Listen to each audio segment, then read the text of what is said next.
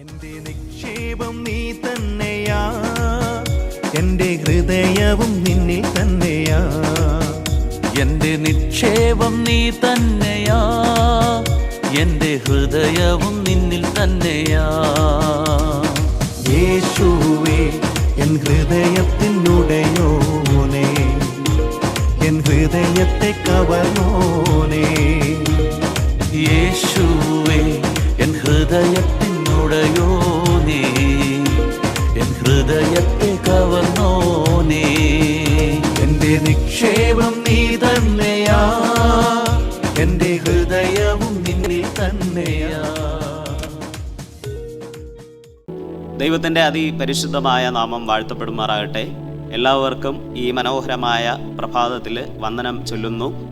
ഇന്ന് നാം ചിന്തിക്കുവാൻ തക്കവണ്ണം പോകുന്നത്, തിരുവെഴുത്ത് പഠിക്കുമ്പോൾ പറയപ്പെടുന്നുണ്ട്, യോഹന്നാൻ്റെ സുവിശേഷം 6-ാം അധ്യായം 53-ാം വാക്യം പഠിക്കുമ്പോൾ പറയുന്നത്, യേശു അവരോട് പറഞ്ഞത്, ആമേൻ ആമേൻ ഞാൻ നിങ്ങളോട് പറയുന്നു, നിങ്ങൾ മനുഷ്യപുത്രൻ്റെ മാംസം തിന്നുകയും അവൻ്റെ രക്തം കുടിക്കാതെയും ഇരുന്നാൽ നിങ്ങൾക്ക് ഉള്ളിൽ ജീവൻ ഇല്ല എന്ന് ദൈവത്തിൻ്റെ വചനം പഠിക്കുമ്പോൾ പറയുകയാണ്. ശുദ്ധമായ അപ്പവും മുന്തിരിച്ചാറും എന്നുള്ളതിനെ കുറിച്ചുള്ള ഭാഗമാണ് ഇന്ന് നമുക്ക് ചിന്തയ്ക്കായിട്ടുള്ള ആധാരമെന്ന് പറയപ്പെടുന്നത്. നമുക്കറിയാം, കർത്താവായ യേശു ക്രിസ്തു ഈ ഭൂമിയിലായിരുന്നപ്പോൾ നമ്മോട് ചെയ്യുവാൻ തക്കവണ്ണം ആവശ്യപ്പെട്ടതായ ഒരു കാര്യമാണ് തിരുവത്താഴം എന്ന് പറയപ്പെടുന്നത്. അപ്പോൾ തിരുവത്താഴം എടുക്കുമ്പോൾ ആ തിരുവത്താഴ ശുശ്രൂഷ എന്ന് പറയപ്പെടുന്നത് വളരെയധികം ഭവ്യതയോടുകൂടെ നമ്മൾ സ്വീകരിക്കേണ്ടതാണ്. ഇന്ന് നമ്മൾ നോക്കുമ്പോൾ കാണുവാൻ കഴിയും, ചിലർ ആ മുന്തിരി ചാറും അതുപോലെ തന്നെ രക്തത്തെ സൂചിപ്പിക്കുന്നതായ മുന്തിരി ചാറും അതുപോലെ ശരീരത്തെ സൂചിപ്പിക്കുന്നതായ അപ്പവും ഇന്ന് ഭക്ഷിക്കുന്നതെന്ന് പറയുന്നത് പലപ്പോഴും നമുക്ക് കാണുവാൻ കഴിയും, നിസ്സാരമായിട്ട് കരുതപ്പെട്ടുകൊണ്ട് ഭക്ഷിക്കുന്നതായി കാണുവാൻ സാധിക്കും. എന്നാൽ കർത്താവായ യേശു ക്രിസ്തു പറഞ്ഞത്, ഞാൻ വരുന്നത് വരെയും ഇത് നിങ്ങൾ ഓരോരുത്തരും ഇത് ഭക്ഷിക്കണം, അല്ലെങ്കിൽ ഇത് കുടിക്കുകയും ഭക്ഷിക്കുകയും ചെയ്യണം എന്നുള്ളത് വചനം പഠിക്കുമ്പോൾ പറയുകയാണ്. അത് കാരണമെന്ന് പറയുന്നത് കർത്താവായ യേശു ക്രിസ്തുവിൻ്റെ മരണത്തെയും ഉയർപ്പിനെയും സൂചിപ്പിക്കുന്നതാണ്. അപ്പോൾ ആ കർത്താവായ യേശു ക്രിസ്തുവിൻ്റെ വരവിന് വേണ്ടി ഒരുങ്ങുന്നതായ ഒരു വ്യക്തി തൻ്റെ ജീവിതത്തിൽ കർത്താവായ യേശു ക്രിസ്തുവിനെ പൂർണ്ണമായും സ്വീകരിക്കപ്പെടുന്നതായ ഓരോ വ്യക്തികളും ഇത് തിരുവത്താഴ ശുശ്രൂഷ സ്വീകരിക്കേണ്ടതാണ്.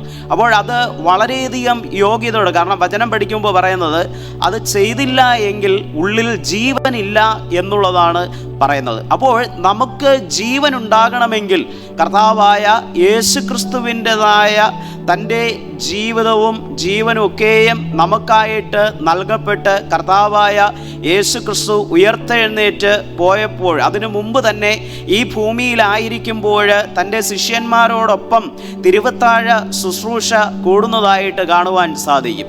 അപ്പോൾ അതുപോലെ തന്നെ നമ്മൾ കർത്താവായ യേശു ക്രിസ്തുവിൻ്റെ വീണ്ടും വരവുവരെയും ഈ തിരുവത്താഴ ശുശ്രൂഷ നമ്മൾ ഓരോരുത്തരും ചെയ്യേണ്ടതായിട്ടുണ്ട്. അത് വളരെയധികം ഭവ്യതയോടുകൂടെ അത് നമ്മൾ ചെയ്യുകയും കർത്താവായ യേശു ക്രിസ്തുവിൻ്റെ വരവുവരെയും നമ്മൾ ഒരുങ്ങി കാത്തിരിക്കുകയും ചെയ്യേണ്ടതായിട്ടുണ്ട്. കാരണം ഇന്ന് പലപ്പോഴും പല ഇടങ്ങളിലും നമുക്ക് കാണുവാൻ കഴിയും, തിരുവത്താഴ ശുശ്രൂഷകളൊന്നുമില്ല.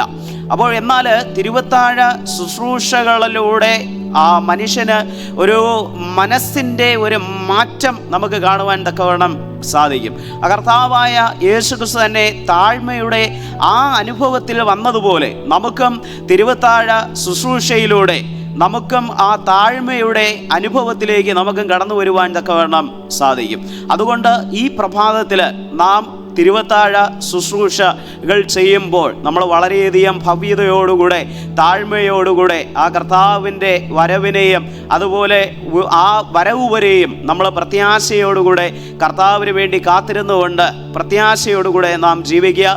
അതിനായി ദൈവം നിങ്ങളെ ഓരോരുത്തരെയും ഈ പ്രഭാതത്തിൽ അനുഗ്രഹിക്കട്ടെ എന്ന് പ്രാർത്ഥിച്ചുകൊണ്ട് ദൈവവചനങ്ങളിൽ നിന്ന് വിരമിക്കുന്നു. നമ്മുടെ കണ്ണുകളെ അടച്ച് നമുക്കൊരു നിമിഷം പ്രാർത്ഥിക്കാം. സ്നേഹവാനും പരിശുദ്ധനുമായിരിക്കുന്ന വാഴ്ത്തപ്പെട്ട നല്ല ദൈവമേ, സ്വർഗീയ പിതാവേ, മനോഹരമായ ഈ നല്ല പ്രഭാതത്തിനായി നന്ദിയോടെ അടിയൻ സ്തുതിക്കുന്നു. കർത്താവേ, ഇന്ന് കർത്താവേ, അങ്ങയുടെ വചനത്തിൽ പറയുന്ന പ്രകാരം, അങ്ങ് ഈ ഭൂമിയിൽ കാണിച്ചു തന്നതായ മാതൃക പ്രകാരം അങ്ങ് ഞങ്ങൾക്ക് വേണ്ടി നൽകപ്പെട്ടിട്ട് പോയതായ തിരുവത്താഴ ശുശ്രൂഷയെ അത് വളരെയധികം ഭവ്യതയോടുകൂടെ ഞങ്ങൾ അത് ചെയ്യുവാൻ തക്കവണ്ണം ഞങ്ങൾ താഴ്മയുടെയും നല്ല അനുഭവത്തിലൂടെ ഞങ്ങൾ കർത്താവിൻ്റെ വരവിനെയും പ്രത്യാശയോടുകൂടെ കാത്തിരിക്കുന്നവരായി താഴ്മയുടെ നല്ല അനുഭവത്തിൽ തന്നെ ജീവിക്കേണ്ടതിന് ഞങ്ങളെ ഓരോരുത്തരെ ഒരുക്കണമെന്ന് പ്രാർത്ഥിക്കുന്നു പിതാവേ.